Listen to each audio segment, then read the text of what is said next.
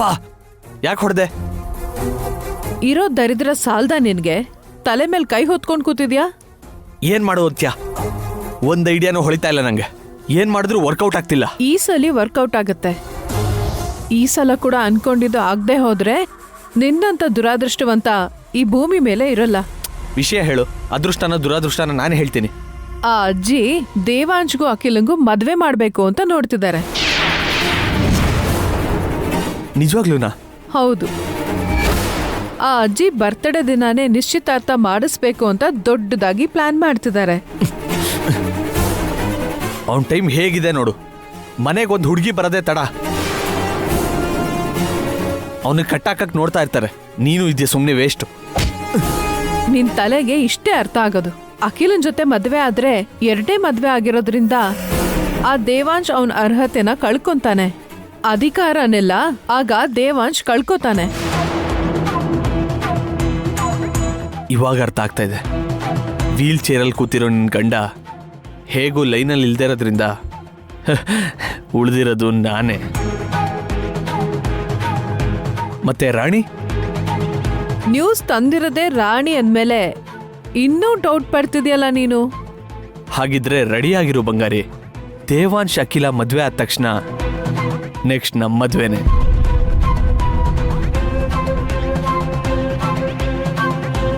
ದುಷ್ಟಗ್ರಹಗಳೆಲ್ಲ ಒಂದೇ ಕಡೆ ಸೇರಿದೆಯಲ್ಲ?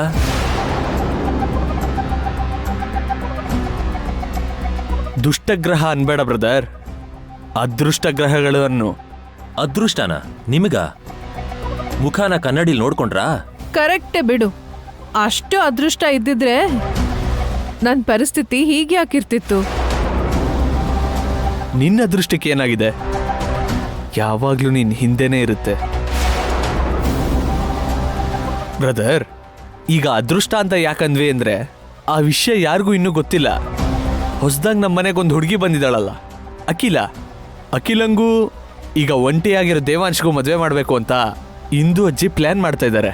ಅವ್ರ ಮದ್ವೆ ಆದ್ರೆ ನೀವ್ ಹೇಗೆ ಅದೃಷ್ಟವಂತರಾಗ್ತೀರಾ? ಯಾವತ್ತಾದ್ರೂ ಆ ಆಂಗಲ್ ಅಲ್ಲಿ ಯೋಚನೆ ಮಾಡಿದ್ರೆ ತಾನೇ ಅರ್ಥ ಆಗೋದಕ್ಕೆ.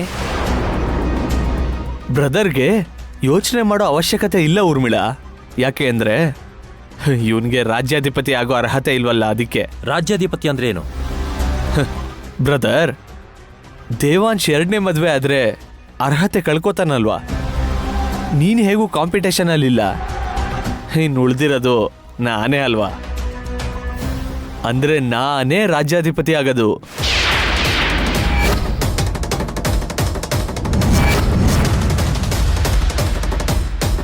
ಈಗ ಅರ್ಥ ಆಯ್ತು ಅನ್ಸುತ್ತೆ.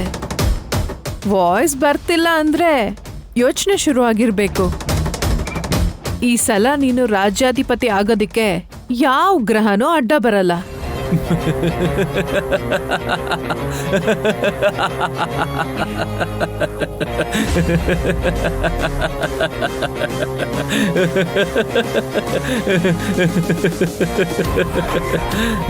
ಯಾಕೆ ಹಾಗೆ ನಗ್ತಿದ್ಯಾ? ಹುಚ್ಚಿಡಿತಾ ನಿನ್ಗೆ? ನನಗಲ್ಲ, ನಿಮ್ಮಿಬ್ಬರಿಗೆ ಹುಚ್ಚಿಡ್ದಿದೆ. ಇಲ್ಲಿವರೆಗೂ ಎಷ್ಟೆಲ್ಲ ಪ್ಲಾನ್ ಮಾಡಿದ್ರಿ, ಒಂದಾದ್ರೂ ವರ್ಕೌಟ್ ಆಯ್ತಾ? ಇದು ಕೂಡ ಆಗಲ್ಲ. ಯಾಕಾಗಲ್ಲ ಬ್ರದರ್? ದೇವಾಂಶ್ ಅಖಿಲ ಮದ್ವೆ ಆಗ್ಬಿಟ್ರೆ ನಾನೇ ರಾಜ್ಯಾಧಿಪತಿ ಅಲ್ವಾ. ಆದ್ರೆ ಮದ್ವೆ ಆಗ್ಬೇಕಲ್ಲ. ಯಾಕಾಗೋದಿಲ್ಲ? ಆಗಲ್ಲ ಅಂದ್ರೆ ಆಗಲ್ಲ ಅಷ್ಟೇ. ಅದೃಷ್ಟವಂತರಿಗೆ ಹಾವು ಹಗ್ಗದ ತರ ಕಾಣುತ್ತೆ, ದುರಾದೃಷ್ಟವಂತರಿಗೆ ಹಗ್ಗಾನೆ ಹಾವಾಗಿ ಕಚ್ಚಿಬಿಡುತ್ತೆ. ನಿಮ್ದು ಆ ಎರಡನೇ ಕ್ಯಾಟಗರಿ. ಇಷ್ಟಕ್ಕೂ ಏನ್ ನಿನ್ ಕಾನ್ಫಿಡೆನ್ಸ್? ಅಲ್ಲಿ ಅಜ್ಜಿನೇ ಮದ್ವೆ ಮಾಡ್ಬೇಕು ಅಂತ ಯೋಚನೆ ಮಾಡ್ಬೇಕಾದ್ರೆ ಮದ್ವೆ ನಡೀದೇ ಇರುತ್ತಾ ಹೇಳು? ಚಾನ್ಸೇ ಇಲ್ಲ. ಒಂದು ಚಾನ್ಸ್ ಇದೆ. ವೈಶಾಲಿ ವೈದೇಹಿ ಆಗಿದ್ರೆ?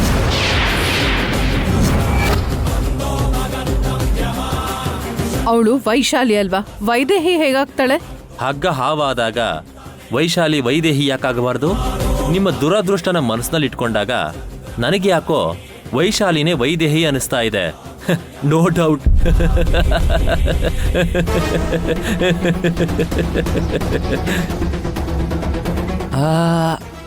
ಇದೇನು ಊರ್ಮಿಳಾ, ಅವನು ಹೀಗೆ ಮಾತಾಡ್ಬಿಟ್ಟ? ಕೈಲಾಗದೇ ಇರೋರು ಹಾಗೆ ಮಾತಾಡ್ತಾರೆ. ನೀನ್ ಮಾತ್ರ ರೆಡಿಯಾಗಿರು ಅವಕಾಶನ ಯುಟಿಲೈಸ್ ಮಾಡ್ಕೊಳ್ಳೋದಕ್ಕೆ.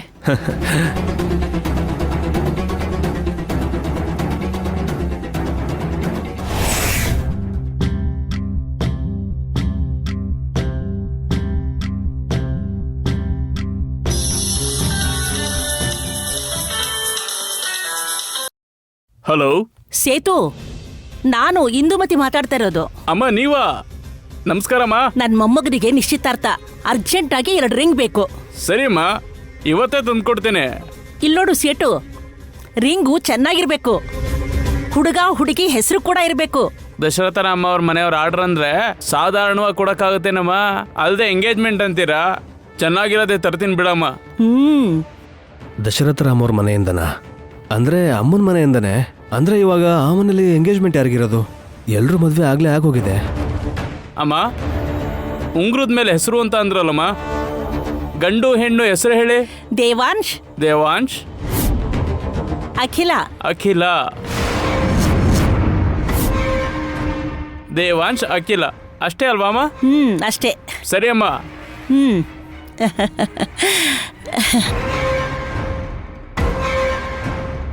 ದೇವಾಂಶು ಅಖಿಲಾಗ? ದೇವಾಂಶ್ಗೆ ಮದ್ವೆ ಆಗಿದೆ ಅಲ್ವಾ? ಮತ್ತ್ಯಾಕೆ ಈ ಎಂಗೇಜ್ಮೆಂಟ್ ಅಲ್ಲ? ಸರ್, ಗಾಡಿ ರೆಡಿ ಆಯಿತು.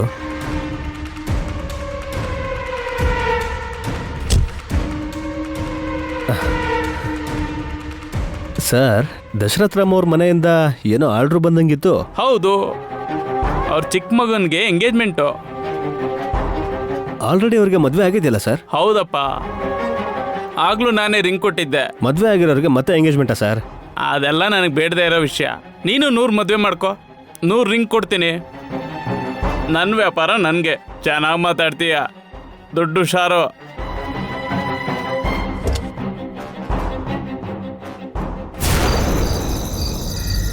ನಾನು ಮದುವೆ ಮಾಡ್ಕೋತೀನಿ. ನೋ,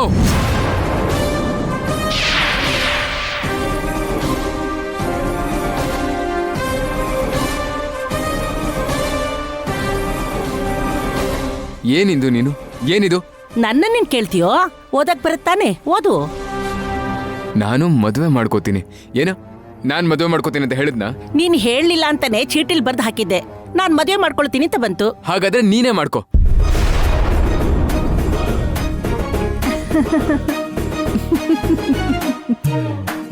ಯಾಕೆ ನಗ್ತಾ ಇದ್ದೀರಾ? ಏನ್ ತಮಾಷೆ ಅನಿಸ್ತಾ ಇದೆಯಾ? ಹಾಗಾದ್ರೆ ಇದ್ರಲ್ಲಿ ನಿಮ್ದು ಪಾಲಿದೆ ಅಂತ ಆಯ್ತು. ನಾನ್ ಯಾಕೆ ಮದ್ವೆ ಆಗ್ಲಿ? ಅಂದ್ರೆ ಮದ್ವೆ ಮಾಡ್ಕೊಳ್ದೆ ಹೇಗೆ ಇದ್ಬಿಡ್ತೀಯಾ? ನಾನು ಯಾವ ಪರಿಸ್ಥಿತಿಲಿ ಇದ್ದೀನಿ? ನೀವೆಲ್ಲ ಏನ್ ಮಾತಾಡ್ತಾ ಇದ್ದೀರಾ? ಒಂದಕ್ಕೊಂದು ಸಂಬಂಧ ಇದೆಯಾ? ಆ ಸಮಸ್ಯೆಗಳಿಂದ ಹೊರಗೆ ಬರಬೇಕು ಅಂದ್ರೆ ನೀನು ಈ ಮದುವೆ ಮಾಡ್ಕೋಬೇಕು ಮಗನೇ. ನನಗೆ ಮದ್ವೆನೂ ಬೇಡ, ಏನು ಬೇಡ. ನಾನು ಅಮೆರಿಕಾಗೆ ಹೋಗ್ತೀನಿ ಅಂತ ಹೇಳಿದ್ದೆ ಅಲ್ವಾ? ಅಂದ್ರೆ ವೈದೇಹಿ ಸತ್ತು ತುಂಬಾ ದಿನ ಆಗಿಲ್ಲ, ಆಗ್ಲೇ ಮತ್ತೆ ಮದ್ವೆ ಅಂದ್ರೆ ಯಾರಾದ್ರೂ ಏನಾದ್ರೂ ಅನ್ಕೊಂತಾರೆ ಅಂತ ಯೋಚನೆ ಮಾಡ್ತಿದ್ಯಾ ದೇವಾಂಶ್? ಯಾರೋ ಅನ್ಕೊಂಡ್ಬಿಟ್ರೆ ಹೇಗೆ? ನನಗೆ ಅನ್ನಿಸ್ಬೇಕಲ್ವಾ? ಅಷ್ಟಕ್ಕೂ ಅಂತ ಯೋಚನೆ ನನಗೆ ಬರುತ್ತೆ ಅಂತ ನೀವ್ ಹೇಗೆ ಅನ್ಕೊಂಡ್ರಿ? ನಿಮ್ಗೆ ಯಾಕೆ ಬಂತು ಆ ಯೋಚನೆ? ಯಾಕೆ ಅಂತ ಕೇಳ್ತಿದ್ಯಲ್ಲ ದೇವಾಂಶ್, ನಿನ್ ಸಂತೋಷನ ಬಯಸೋರು. ಹಾಗಾದ್ರೆ ನನ್ನ ಹೀಗೆ ಇರೋಕ್ ಬಿಟ್ಬಿಡಿ.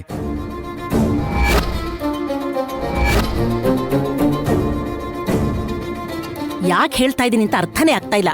ಅಖಿಲ, ನೀನ್ ಹೇಳಮ್ಮ.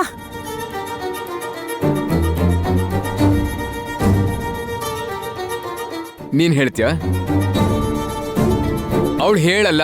ಯಾಕಂದ್ರೆ ಅವಳು ನನ್ನ ಫ್ರೆಂಡ್. ನಾನು ಹೇಗಿದ್ರೆ ಚೆನ್ನಾಗಿರ್ತೀನಿ, ನನ್ನ ಸಂತೋಷ ಎಲ್ಲಿದೆ ಅಂತ ಅವಳು ಚೆನ್ನಾಗಿ ಗೊತ್ತು.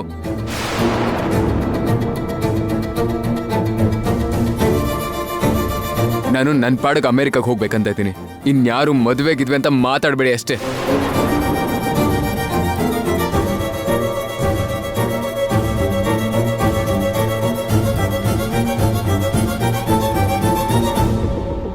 ಅಷ್ಟು ಸುಲಭವಾಗಿ ಒಪ್ಕೊಂಡ್ರೆ ವೈದೇಹಿ ಮೇಲೆ ನಿನ್ಗಿರೋ ಪ್ರೀತಿಗೆ ಬೆಲೆನೇ ಇಲ್ದಿರ ಆಗೋಗತ್ತೆ ದೇವಾಂಶ್. ಸ್ವಲ್ಪ ಟೈಮ್ ಹಿಡಿಯತ್ತೆ ಬಿಡು.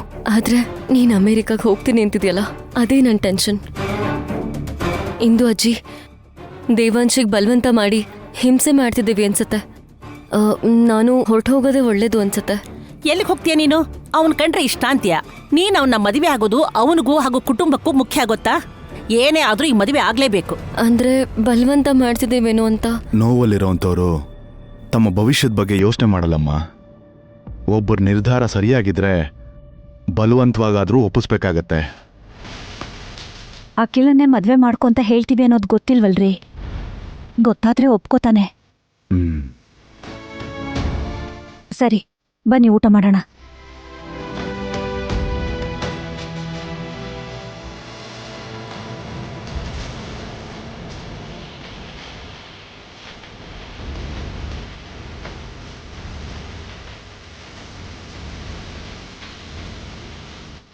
ನಾನು ಮದುವೆ ಮಾಡ್ಕೋತೀನಿ.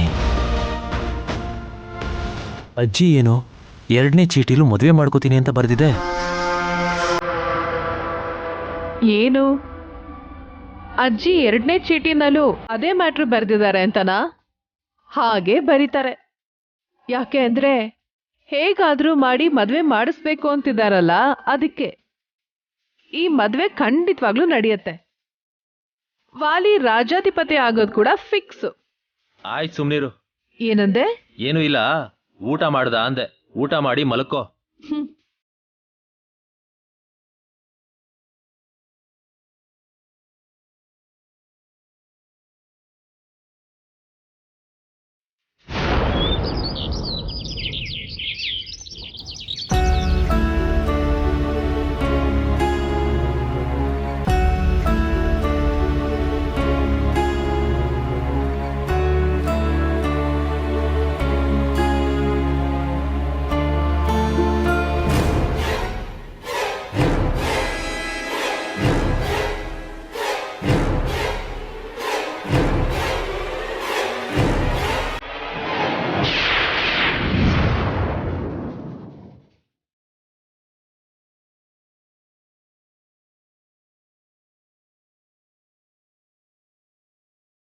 ಗಂಡನ್ನೇ ಕೊಲೆ ಮಾಡಿ ಒಂದು ದೊಡ್ಡ ಮನೆಗೆ ಸೊಸೆ ಆಗಕ್ಕೆ ಬಯಸಿದ ವೈಶಾಲಿಗೆ ಗಲ್ಲು ಶಿಕ್ಷೆ ವಿಧಿಸಿರೋ ಸ್ಪೆಷಲ್ ಕೋರ್ಟ್.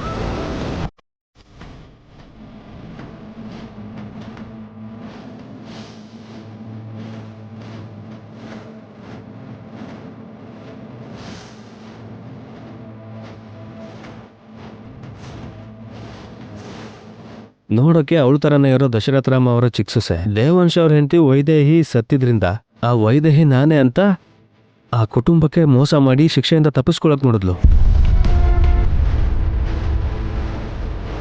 ಆದರೆ ಅವಳೇ ವೈದೇಹಿ ಅನ್ನೋದಕ್ಕೆ ಯಾವುದೇ ಆಧಾರ ಇಲ್ಲದೆ ಗಂಡನ ಹತ್ಯೆ ಮಾಡಿದ ಆರೋಪದ ಮೇಲೆ ಕೋರ್ಟು ಗಲ್ಲು ಶಿಕ್ಷೆ ನೀಡ್ತು.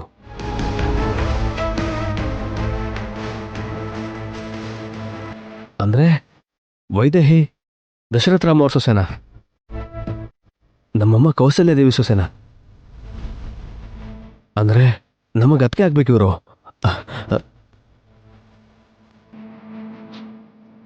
ನೀವು ದಶರಥ ರಾಮ ಅವ್ರ ಸೊಸೆನಾ? ಹೌದು. ಯಾಕೆ ಹಾಗೆ ಹೇಳ್ದೆ? ಏನಿಲ್ಲ. ಓಕೆ, ಪೇಪರಲ್ಲಿ ನಿಮಗೆ ಗಲ್ಲು ಶಿಕ್ಷೆ ಆಗಿದೆ ಅಂತ ಓದ್ದೆ. ಅದರಲ್ಲಿ ದಶರಥ ರಾಮ್ ಮತ್ತೆ ದೇವಂಶ್ ಅವ್ರ ಹೆಸರು ನೋಡಿ ನಿಮ್ಮನ್ನ ಕೇಳಿದೆ. ನಿನಗೆ ನಮ್ಮನೆಯವರೆಲ್ಲ ಗೊತ್ತಾ? ಗೊತ್ತು ಅಂದರೆ ದೊಡ್ಡ ಫ್ಯಾಮಿಲಿ ಅಲ್ವಾ. 1-2 ಸಲ ಅವ್ರ ಕಾರ್ನು ರಿಪೇರಿ ಮಾಡಿದ್ದೀನಿ, ಹಂಗಾಗಿ ಗೊತ್ತು. ನೀವು ದೇವಂಶ್ ಅವ್ರ ಹೆಂಡ್ತಿನಾ? ಹೌದು. ಮತ್ತೆ ದೇವಂಶ್ ಅವ್ರಿಗೆ ಎಂಗೇಜ್ಮೆಂಟ್ ಮಾಡ್ತಾ ಇದ್ದಾರೆ?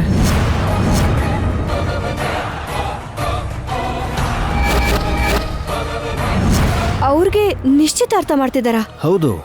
ಬೆಳಿಗ್ಗೆ ಕಸ್ಟಮರ್ ಕಾರ್ನ ರಿಪೇರಿ ಮಾಡಬೇಕಾದ್ರೆ ದಶರಥ ರಾಮ್ ಅವ್ರ ಮನೆಯಿಂದ ಫೋನ್ ಬಂದಿತ್ತು. ಅವ್ರ ಮಗನ ಎಂಗೇಜ್ಮೆಂಟ್ಗೆ ಅಂತ ರಿಂಗ್ಸ್ ಆರ್ಡರ್ ಮಾಡಿದ್ದಾರೆ. ಇಲ್ಲ, ಅವ್ರಿಗೆ ನಾನಂದ್ರೆ ಪ್ರಾಣ. ನಾನು ಮನ್ಸಲ್ಲಿರುವಾಗ ಬೇರೆ ಅವ್ರಿಗೆ ಅವ್ರ ಜೀವನದಲ್ಲಿ ಜಾಗನೇ ಇರಲ್ಲ. ಆದರೆ ಅವ್ರ ದೃಷ್ಟಿಯಲ್ಲಿ ನೀವು ಬದುಕಿಲ್ಲ ಅಲ್ವಾ? ನೀವು ಸತ್ತೋಗಿದ್ದಾರೆ ಅಂತ ಇನ್ನೊಂದು ಮದುವೆ ಮಾಡ್ಕೋತಾ ಇದ್ದಾರೆ. ಇಲ್ಲ, ಹಾಗಾಗಲ್ಲ. ವೈದೇಹಿ ಮೇಲೆ ಅವ್ರಿಗೆ ತುಂಬಾನೇ ಪ್ರೀತಿ ಇದೆ.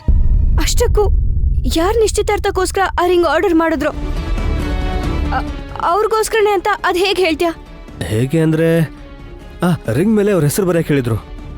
ಹಾಗಾದ್ರೆ ಆ ಹುಡುಗಿ ಹೆಸರು ಹೇಳಿರ್ಬೇಕಲ್ವಾ? ಯಾರು ಆ ಹುಡುಗಿ? ಆ ಹುಡುಗಿ ಹೆಸರು ಅಖಿಲ ಅಂತ.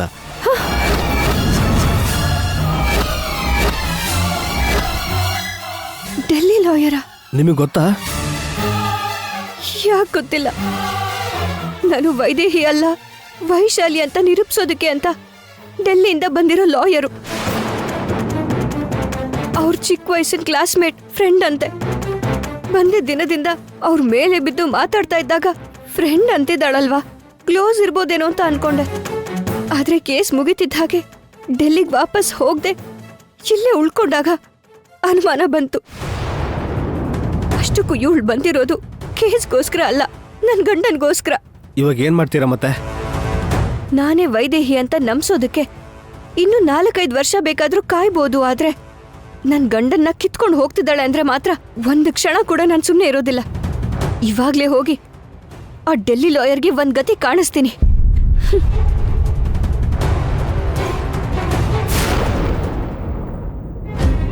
ಸರ್, ನಿಮ್ಮ ಅಜ್ಜಿಯವರು ರಿಂಗ್ ಆರ್ಡರ್ ಕೊಟ್ಟಿದ್ರು,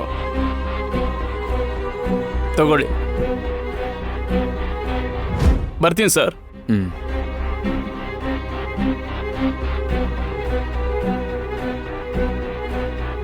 ಇಂದು ಯಾವ್ದೋ ಉಂಗ್ರ ಆರ್ಡರ್ ಕೊಟ್ಟಿದ್ಯಂತಲ್ಲ, ಸೇಟು ಕೊಟ್ಬಿಟ್ಟು ಹೋದ. ಯಾವ್ದೋ ರಿಂಗ್ ಅಲ್ಲ ದೇವಾಂಶ್, ನಿನ್ ಎಂಗೇಜ್ಮೆಂಟ್ ರಿಂಗು. ತಮಾಷೆ ಮಾಡ್ಬೇಡ ಇಂದು. ಜೋಕ್ ಮಾಡ್ತಾ ಇಲ್ಲ ಕಣೋ, ಮದ್ವೆ ಆಗ್ತೀನಿ ಅಂತ ಚೀಟಿಲ್ ಬರ್ದಿತ್ತಲ್ಲ. ಇಂದು ನನಗೆ ಕೋಪ ಬರ್ಸ್ಬೇಡ. ನಿನ್ ಮದ್ವೆ ಅಂದ್ರೆ ತಮಾಷೆ ಅನ್ಕೊಂಡಿದ್ಯಾ ನೀನು? ಅಲ್ಲ, ನಾನು ಮದ್ವೆ ಮಾಡ್ಕೋತೀನಿ ಅಂತ ಏನಾದ್ರು ಹೇಳಿದ್ನಾ ಏನು? ಏನತ್ತೆ? ಅಮ್ಮ, ನನಗೆ ಮತ್ತೆ ಮದ್ವೆ ಮಾಡಿಸ್ತಾರಂತೆ. ಎಂಗೇಜ್ಮೆಂಟ್ ರಿಂಗ್ ಕೂಡ ತಂದಿದ್ದಾರೆ ನೋಡು. ಹೌದಾ? ಕೊಡಿ, ನಾನು ನೋಡ್ತೀನಿ.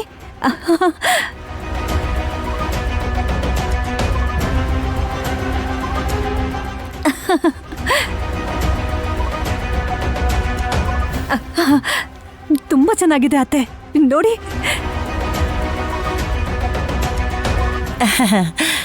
ಓ, ಚೆನ್ನಾಗಿದೆ ಅಲ್ವಾ?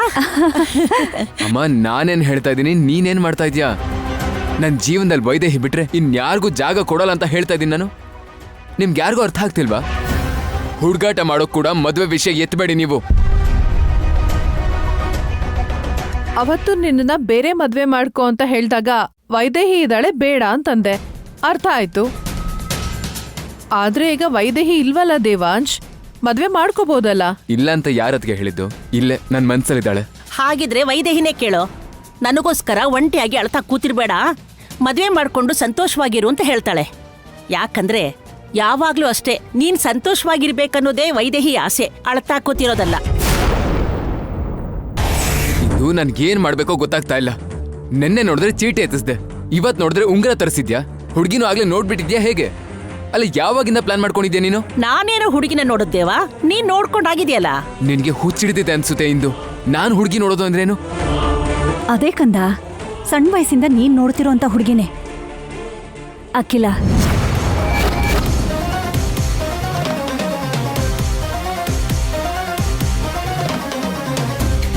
ಅಮ್ಮ, ಏನ್ ಮಾತಾಡ್ತಾ ಇದ್ಯಾ ನೀನು? ಅಖಿಲನ್ನ ನಾನ್ ಹೇಗ್ ಮದ್ವೆ ಆಗೋಕ್ಕಾಗತ್ತೆ? We are just friends. ನಮ್ಮಿಬ್ರು ಮಧ್ಯೆ ಅಂತ ಫೀಲಿಂಗ್ಸ್ ಏನೂ ಇಲ್ಲ. ಬೇಕು ಅಂದ್ರೆ ಹೋಗಿ ಅವಳನ್ನೇ ಕೇಳು. ದೇವಾಂಶ್, ನನಗೆ ಆ ಥರ ಫೀಲಿಂಗ್ಸ್ ಇದೆ, ನಿನಗಿಲ್ಲ ಅನ್ಸತ್ತೆ.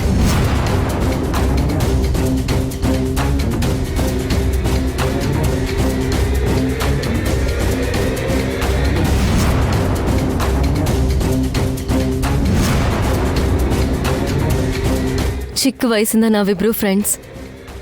ಆದ್ರೆ ಯಾವಾಗ ನಿನ್ ಜೊತೆ ಜೀವನ ಕಳಿಬೇಕು ಅಂತ ಫೀಲಿಂಗ್ಸ್ ಹುಟ್ಟೋ ಗೊತ್ತಿಲ್ಲ. ಆದ್ರೆ ಎಷ್ಟೊಂದು ಸಲ ನಿಂಗೆ ಹೇಳೋಣ ಅಂತ ಟ್ರೈ ಮಾಡಿದೆ, ಆದ್ರೆ ನನಗೆ ಯಾಕೋ ಹೇಳೋಕ್ಕಾಗಲಿಲ್ಲ. ಎಲ್ಲಿಗೆ ಹೋಗ್ತಾನೆ ಬಿಡು ಅಂತ ಅದನ್ನ ನಾನು ಮುಂದಕ್ಕೆ ಹಾಕ್ಕೊಂಡು ಬಂದೆ. ನೀನು ಅಮೇರಿಕಾದಿಂದ ಬಂದಿದ್ದ ದಿನನೇ ನಾನು ಹೇಳೋಣ ಅನ್ಕೊಂಡೆ. ಈ ವಿಷಯ ನಮ್ಮ ಮನೇಲೂ ಕೂಡ ಹೇಳಿದ್ದೀನಿ.